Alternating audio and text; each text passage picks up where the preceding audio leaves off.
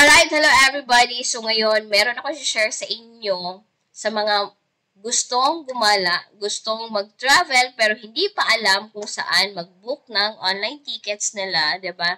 Pwede kayong mag-book ng online tickets, hindi mo na kailangan pumunta sa mga outlets para mag-book ng online tickets, 'di ba? Ng mga tickets, 'di ba? Pwede ka nang mag-book online. So eto i-share ko sa inyo kung saan ako nagbo-book yung mga airlines natin. Actually, we have Cebu, ayan, Cebu Pacific, we have Philippine Airlines, we have Philippine Air Asia, at saka Royal Air Philippines. Ito yung i-share ko sa inyo, yung tatlo, yung tatlo dyan na Cebu Pacific, yung Philippine Airlines, at saka Philippine Air Asia. Kasi dyan ako nakapag-book na talaga ako. Sa Royal Air Philippines, hindi pa kasi ako nakatry. Kaya naman, yung i-share ko, yung tatlo lang muna.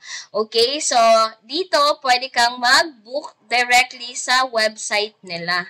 So sa Philippine Airlines, ito yung nila, website nila. Pwede kang mag-book dyan. At the same time, pwede kang makapag-online check-in at saka mag-manage ng flight mo kapag nag-login ka dyan, kapag nag-set up ka, nag-sign up ka doon sa site nila. Yung tatlong dash dyan sa may navigation, ayan, so dyan po, pwede kang makapag-login at saka pwede mong ma-manage yung booking mo at saka makapag-check-in sa flight mo, 'di ba? So, dyan.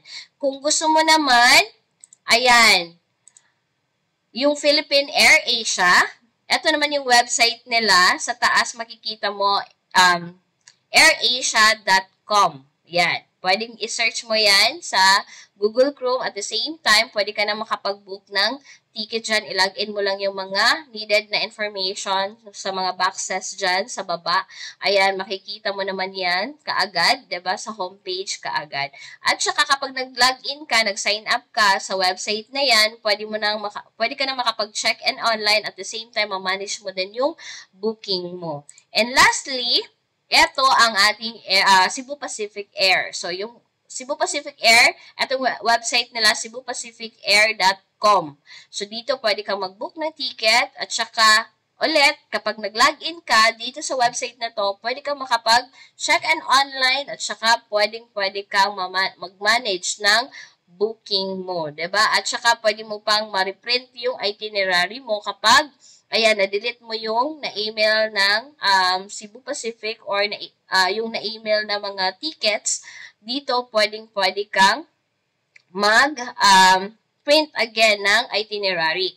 At the same time, pag hindi ka naman dito nagbubook ka doon sa nakita mo sa iba't ibang online platform, 'di ba? May mga iba't iba tayong mga like Agoda, pwede kang mag-book ng flight sa Agoda, 'di ba? At saka sa travel, ano pa yung nila, nakalimutan ko yung link, yung pangalan, kasi may mga travel na pwedeng, travel website na pwedeng, pwede kang doon mag-book, diba? Travel agencies na website nila.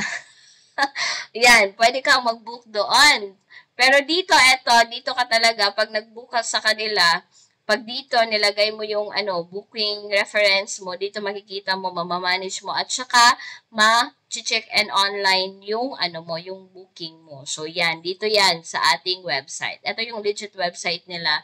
So, i-visit nila. Kapag hindi ka marunong kung paano mag-book online, pwede ka naman magpa-assist sa akin. Mag-comment ka lang dyan sa baba sa video na to. At the same time, pwede din ako maglagay ng number ko sa bio para makontak nyo ako in case na gusto mong magpa-assist ng ating online booking para secure talaga yung ticket mo.